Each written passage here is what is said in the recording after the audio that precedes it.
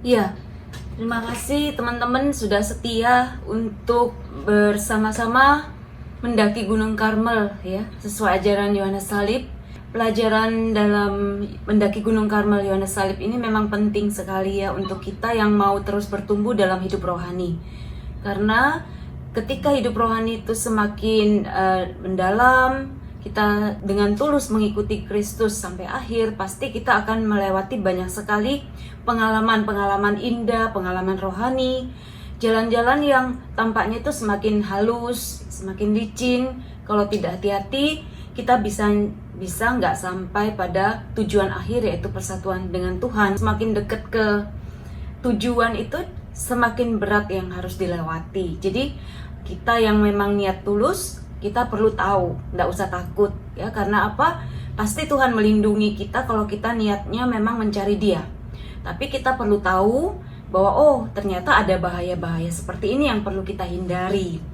Nah, yang pada bagian akhir ini Yohanes Salib menuliskan tentang ada lagi satu hal yang perlu kita pahami, yaitu mengenai ketertarikan atau kelekatan pada hal-hal yang rohani. Hal-hal yang rohani itu didefinisikan oleh Yohanes Salib sebagai apapun yang membuat kita itu lebih mengarahkan hati pikiran kepada Tuhan ya. Menurut tujuannya, maka hal-hal rohani ini bisa dibagi dua kelompok. Yang pertama menyenangkan, yang jelas dan nyata serta dapat dipahami. Nah, tapi Yohanes Salib itu hanya menjelaskan dalam buku Mendaki Gunung Karmel itu bagian yang menyenangkan, yang jelas, nyata, dapat dimengerti. Hanya itu yang dia jelaskan. Nah, objek rohani yang nyata, jelas, dan dapat dimengerti itu dibagi dalam 4 jenis, yaitu yang memotivasi, memprovokasi, mengarahkan, dan menyempurnakan. Intinya gitu ya.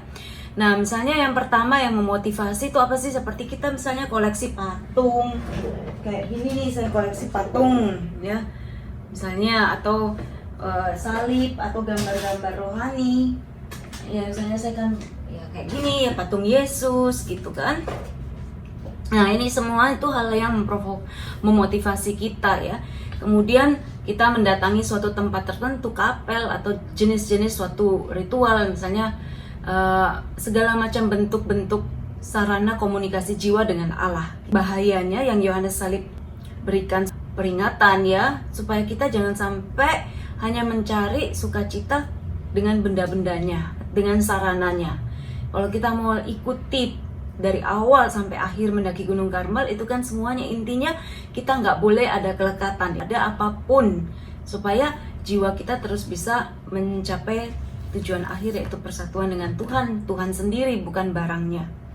Nah, apa sih yang selama ini memang oleh gereja sudah digariskan, bahwa semua sarana itu adalah untuk membuat kita lebih dekat pada Tuhan. Jadi Tuhan tidak menjawab doa kita tergantung dari seberapa bagus patungnya ya, atau bahkan ritualnya, tetapi hati itu yang paling penting. Karena doa yang keluar dari hati yang murni itulah yang memang dilihat oleh Tuhan. Lama-lama mungkin dimanapun kita bisa berdoa tanpa sarana apapun, kita masih bisa berdoa dengan kusuk. Artinya tidak harus pergi ke Lourdes, kita tetap bisa berdoa di kamar kita itu sama kusuknya dengan misalnya kita ke Lourdes atau kita ke Fatima gitu, bisa gitu loh, sama kusuknya dengan kita tetap ada di rumah, apalagi saat sekarang ya. Tapi memang ada tempat khusus ya, seperti yang kayak Fatima, Lourdes, yang memang Tuhan pilih ya untuk menjadi tempat Dia menyatakan, mengalirkan kasih berkatnya kepada manusia. Tapi yang paling penting dimanapun kita, yang penting iman dan kemurnian hati, itu aja sih. Kalau kelihatannya Tuhan menganugerahkan lebih banyak berkat kepada orang yang berdoa dengan patung tertentu atau di tempat tertentu, itu bukan karena kehebatan patungnya ya, tetapi karena devosi orang tersebut telah dibangkitkan melalui patung itu. Jadi memang karena misalnya kalau kita pergi ke Lourdes, kita udah berjalan jauh, misalnya Anda dari Amerika, dari Kanada, saya dari Indonesia. Bayangkan kita harus menabung uang berapa banyak, terus kita menempuh perjalanan berapa jauh, berapa lama perjalanan, meninggalkan pekerjaan, itu kan semua suatu hal yang perlu kita lakukan, pengorbanan yang perlu kita lakukan untuk mencapai tempat tersebut. Otomatis itu juga satu bagian dari upaya kita ya. Dan ketika kita sampai di sana, pasti kita nggak mau menyia-nyiakan, ya kan? Jadi itulah yang akhirnya membangkitkan devosi yang semakin kuat gitu. Jadi intinya Tuhan memberikan berkat yang sama kepada setiap orang yang punya sikap devosi yang sama, ya. Meskipun dengan atau tanpa bantuan sarana-sarana tersebut. Kalaupun Tuhan memberikan suatu mukjizat, suatu tanda tertentu, ya, lewat patung tersebut, lewat sarana tersebut, itu bukan agar supaya patung itu lebih disucikan, dihormati lagi, atau semakin dikeramatkan, pasti tidak. Tetapi supaya kita yang sedang berdevosi itu dibangkitkan semangatnya, cintanya kepada Tuhan gitu. Bukan supaya patung itu dikeramatkan, intinya gitu ya.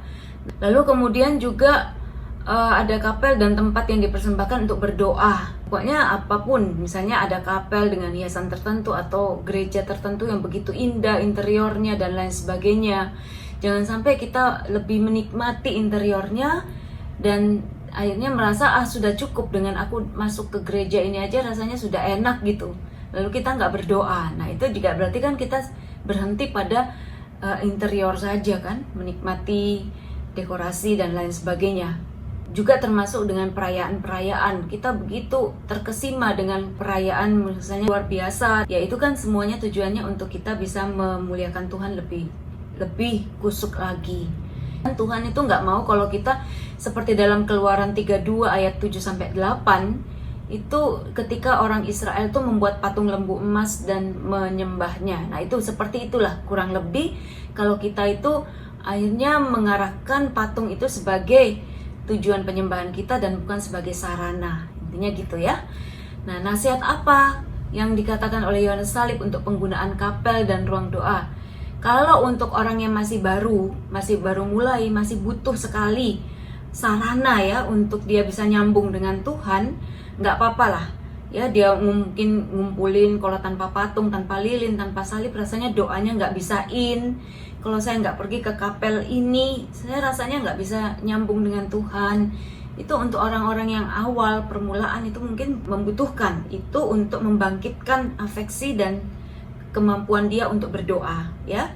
Tetapi kalau orang yang sudah maju, sudah terbiasa gini, berdoa terus setiap hari beberapa tahun, hal itu tidak perlu lagi, ya. Jadi nggak harus, ya pasti kita bisa juga merasakan ya, ada ruang doa atau tidak ada ruang doa, hati kita tetap bisa nyatu dengan Tuhan. Tapi memang saya sendiri merasakan kalau ada ruang doa itu kan kita betul-betul tidak diganggu ya. Jadi seperti dalam Matius juga dikatakan kalau kamu mau berdoa masuklah ke kamarmu, kuncilah pintu. Itu artinya memang untuk bisa doa yang betul mendalam dan hening, kita betul-betul perlu suasana juga ya. Suasana yang kusuk, yang hening. Nah, kerugiannya apa kalau kita terlalu senang pada objek-objek dan tempat-tempat devosi? Ya tidak, kita nggak mencapai keheningan batin, keterpusatan roh gitu. Malah karena indera kita sibuk untuk menikmati hal-hal yang bukan Tuhan, ya. Kemudian gampang terpesona dengan hal-hal yang lahiriah. Oh, ada di sana ada tempat yang bagus, oh ke sana. Intinya malah jiwanya malah tidak terlalu tenang, tidak terpusat pada Tuhan gitu. Lalu bagaimana perilaku yang tepat untuk penggunaan 3 jenis tempat devosi? Jadi ada 3 jenis tempat devosi. Yang pertama itu kalau tempatnya itu memang pas sekali untuk kita hening. Misalnya pegunungan yang sepi, hutan. Misalnya kita suatu ketika retreat sendiri gitu ya, di tengah tepi danau, di tengah pegunungan ya, ada pegunungan, dikelilingi pegunungan, di tepi hutan. Anda bisa bayangkan itu suatu tempat yang begitu indah, begitu sunyi, dan kita bisa begitu nyatu dengan alam, dan lewat alam itu kita bisa terpesona pada Tuhan sebagai pencipta. Itu bisa menolong kita, bisa membangkitkan afeksi kita untuk menyembah Tuhan kan.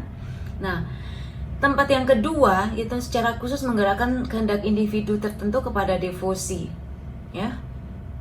Misalnya gini, suatu ketika kita pergi ke mana, misalnya pernah mempunyai pengalaman rohani, misalnya ketika berdoa di gereja tertentu gitu. Terus Anda mendapatkan suatu pengalaman rohani yang begitu mendalam. Nah, sesekali kita kembali lagi ke tempat itu ya nggak apa-apa gitu ya, untuk mengingat bagaimana kita pernah mengalami sentuhan Allah. Seperti ketika Abraham mengalami pengalaman rohani itu bersama Allah, lalu dia mendirikan mezbah ya. Dia mendirikan mezbah untuk sebagai peringatan di mana Allah menyapa dia, di mana ketika Tuhan menampakkan diri kepada Abraham di Kejadian 12 ayat 7 sampai 8, maka Abraham mendirikan di situ mezbah bagi Tuhan sebagai tanda peringatan kepada Tuhan.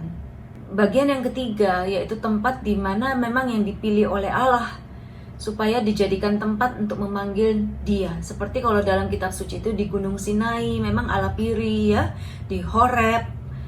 Dan juga mungkin kita misalnya seperti sekarang lihat ada Fatima, Lourdes yang sudah diakui oleh gereja, dan begitu banyak mukjizat dan rahmat Tuhan dialirkan dari tempat itu kepada para peziarah.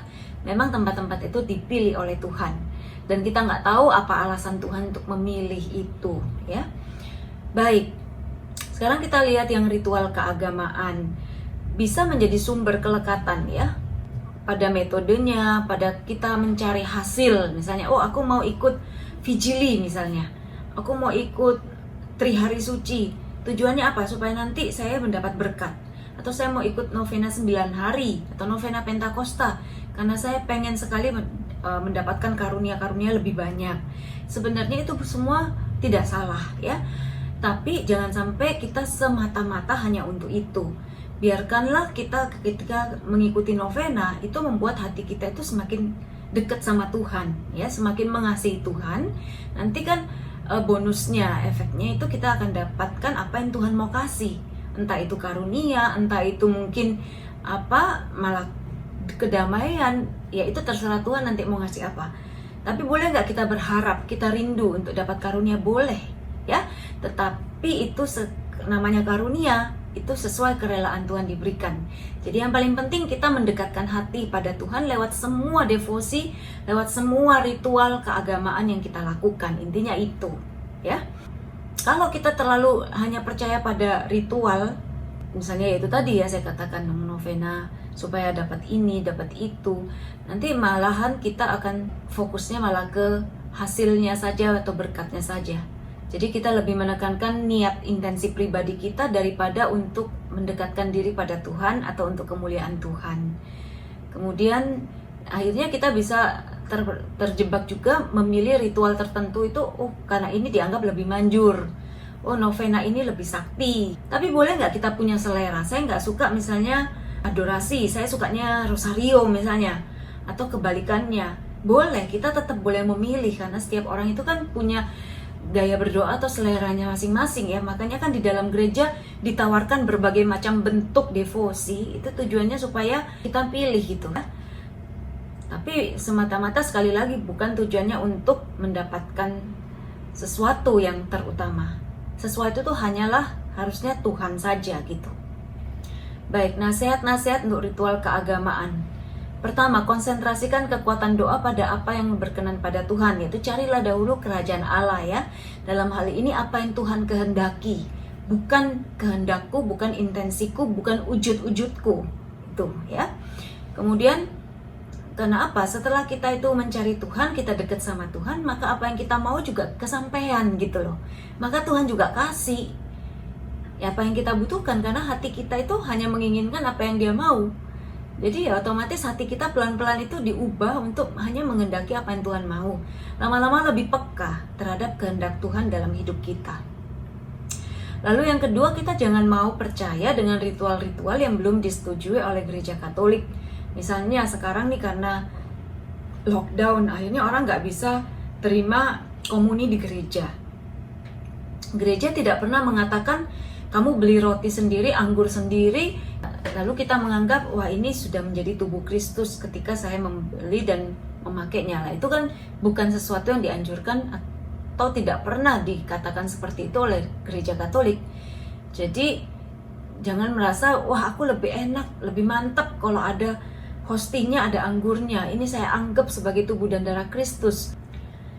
Jangan lekat pada ritual atau doa apapun, jangan juga bertele-tele. Jadi kalau dalam Matius 6 ayat 7 sampai 8 itu dikatakan doamu jangan bertele-tele. Artinya apa?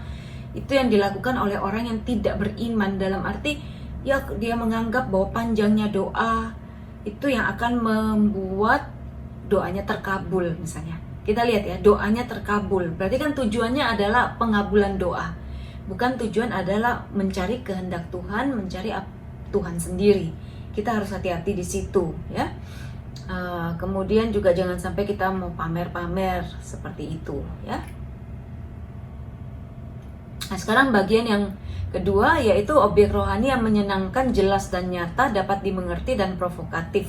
Misalnya pengkhotbah, berkaitan dengan pengkhotbah itu sendiri dan pendengarnya. Misalnya berkhotbah yang berapi-api sekali sehingga membuat kita itu bangkit semangatnya. Kita juga nggak boleh melekat pada pengkhotbah tertentu. Kalau bukan dia yang khotbah kok rasanya sambar gitu, kita nggak dapat apa-apa. Berarti itu kan kita udah tergantung pada pengkhotbahnya, seperti itu ya. Kemudian jadi demikian juga kita sebagai pengkhotbah atau kita yang mendengarkan pengkhotbah. Tadi kan saya kasih contoh, kalau pengkhotbahnya berapi-api kita jadi semangat. Tapi kalau yang khotbah bukan dia, kita jadi malas dengar. Nah, itu berarti kita udah melekat pada pengkhotbahnya. Nah, sedangkan kita sendiri sebagai pengkhotbah, kita juga nggak boleh hanya melatih retorika. Kita nggak boleh melatih hanya kepandaian bicara, tetapi bukan rohaninya. Seperti yang dituliskan dalam Kisah 19 ayat 14-16. Ketika ada orang kerasukan setan, lalu anak-anak Skewa yang sebenarnya hatinya itu nggak dekat sama Tuhan, tapi dia hanya mau kesaktiannya.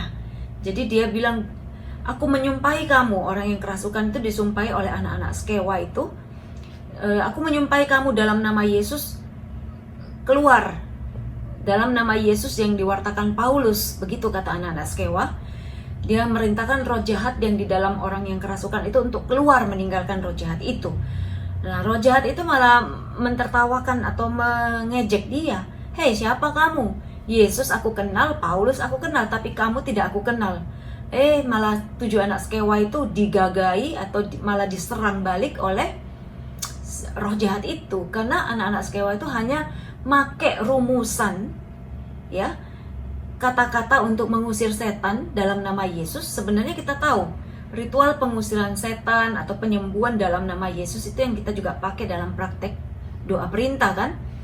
Tapi kalau bukan lahir dari iman, bukan lahir dari hubungan yang dekat dengan Tuhan, maka kata-kata itu tidak akan punya kuasa gitu loh ya. Jadi jangan hanya melatih retorika, jangan hanya melatih kepandaian vokal kita berkhotbah, tetapi kita harus membangun hidup rohani, itu intinya ya.